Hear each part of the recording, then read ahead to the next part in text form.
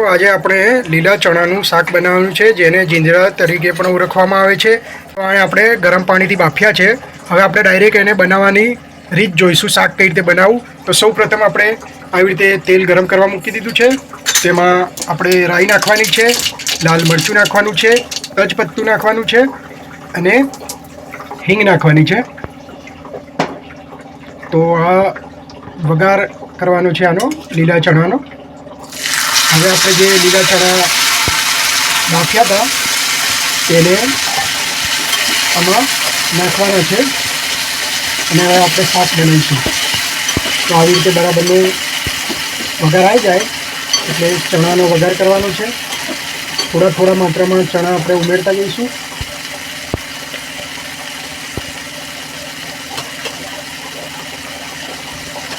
હવે આપણે ચણાનો લોટ પલાળ્યો છે, બેસન, એ આપણે આમાં એડ કરવાની છે.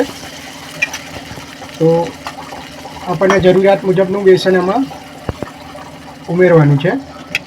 રસાવાળું કરવું હોય તો થોડું પાણી ઉમેરવાનું અને થોડું જાડું બેસન ચણાનું શાક કરવું હોય તો થોડું બેસન વધારે નાખવાનું. ગોળ નાખવાનું. હવે આપણે ગળપણ માટે ગોળ નાખવાનો છે. સ્વાદ અનુસાર મીઠું, હળદર, મરચું,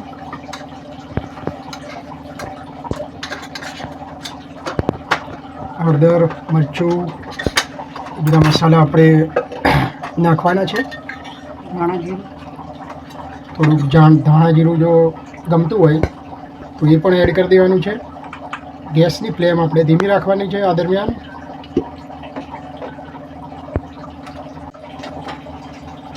એક ચપટી જેટલો આમચૂર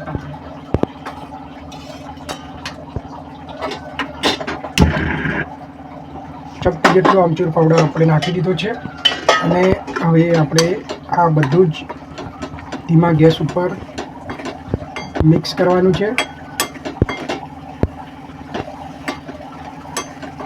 તાજા ગ્રીન ચણાનું શાક એટલું ટેસ્ટી લાગે.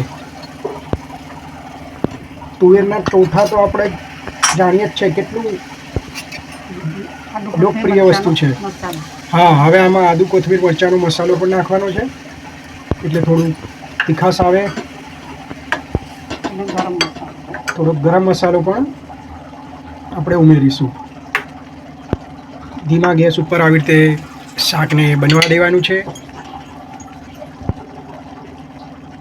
આપણે ચપટી ગરમ મસાલો એડ કરવાનો છે અને આવી રીતે સરસ લીલા ચણાનું શાક હવે આપણું તૈયાર થઈ જશે. તુવેરના ટોઠા કેવા બધાને ભાવતા હોય છે, તેવી જ રીતે આ જે લીલા ચણાનું શાક છે તેને આપણે બાજરીના રોટલા, મકાઈના રોટલા, ભાખરી અને ગરમ રોટલી સાથે ખાઈએ તો ખૂબ જ મજા આવે છે. મિત્રો, આપ જોઈ રહ્યા છો આ શાક બની રહ્યું છે. આપણે બેસન થોડું વધારે રાખ્યું છે એટલે ચટપટું ટેસ્ટી શાક બને, કોરું ના લાગે. આપણું શાક આવી રીતે ધીમા તાપ ઉપર બનવા દેવાનું છે.